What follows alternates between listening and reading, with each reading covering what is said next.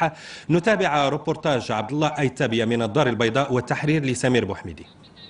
نحن نتواجد بالثانوية التأهيلية ابن منظور بمدينة الدار البيضاء. اليوم الأول من امتحانات البكالوريا انطلقت تفاصيله منذ الساعة الأولى، والبداية فتح الطرود التي تتوفر على الأظرفة المخصصة لكل قاعة على حدة.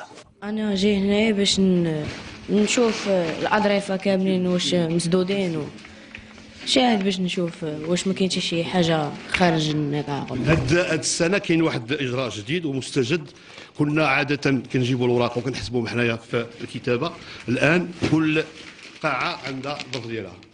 الوجهة القاعات المخصصة لاجتياز الامتحانات عملية تتم تحت مراقبة كل الأطراف، بدءا من القائمين على الثانوية ونهاية عند مترشحي امتحانات البكالوريا. أنا حضرت العملية ديال فتح لي زونفولوب ديال الامتحان بكل شفافية ومصداقية، وكل قاعة ما كتعداش عدد المترشحين 20. هذا كيسهل العمليه مزيان وكدوز الظروف مزيانه. وايضا ان المسؤوليه ديال المراقب كتكون واضحه، لان المراقب هو اللي كيحل بالظرف امام التلاميذ في القاعه. هي إذن مجموعة من المسؤوليات الواضحة التي التزم بها هنا الجميع، أمور جعلت مجتازي الامتحانات في صبيحة اليوم الأول يجرونها تحت ظروف عادية، أمر أعلنته وزارة التربية الوطنية في بلاغ صحفي لها. تتبع السير ديال انطلاق عملية الامتحانات بجميع المراكز، كنتصلوا بجميع رؤساء المراكز باش كنشوفوا واش انطلقت العملية بسلام، واش الأستاذ المداوم متوفر، واش الحراسه كافيه الى غير ذلك. ولحد الان فالاوضاع كلها متميزه باستثناء بعض الاسئله وبعض الملاحظات اللي كنجاوبهم عليها. وفي نفس البلاغ أعلنت الوزارة عن تسجيل بعض الحالات المنافية للقوانين المعمول بها، كنشر موضوع خاص على صفحة شبكة التواصل الاجتماعي فيسبوك لا علاقة له بالموضوع الرسمي للامتحان. كما اعتقلت الشرطة القضائية مترشحا حرا داخل فضاء مركز الامتحان بسلا، بينما الاستدعاء يخول له دخول مركز تمارا.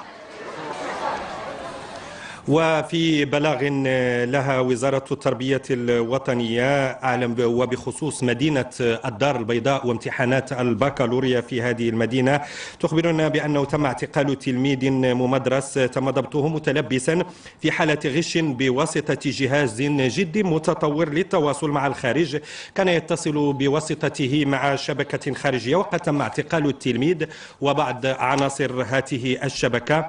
كما تخبرنا وزارة التربية الوطنية أنه تم إلى حد الساعة اعتقال بهذه الحالة 7 أشخاص حاولوا تسهيل عملية الغش لفائدة مترشحين آخرين في امتحان الدورة الأولى.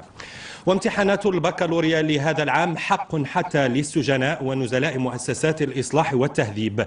أكثر من 4300 سجين يجتازون الامتحانات بعدد من المؤسسات الحبسية المعتمدة من طرف وزارة التربية الوطنية. النموذج من فاس في روبورتاج سعاد زعتراوي ونجيب الطاهري.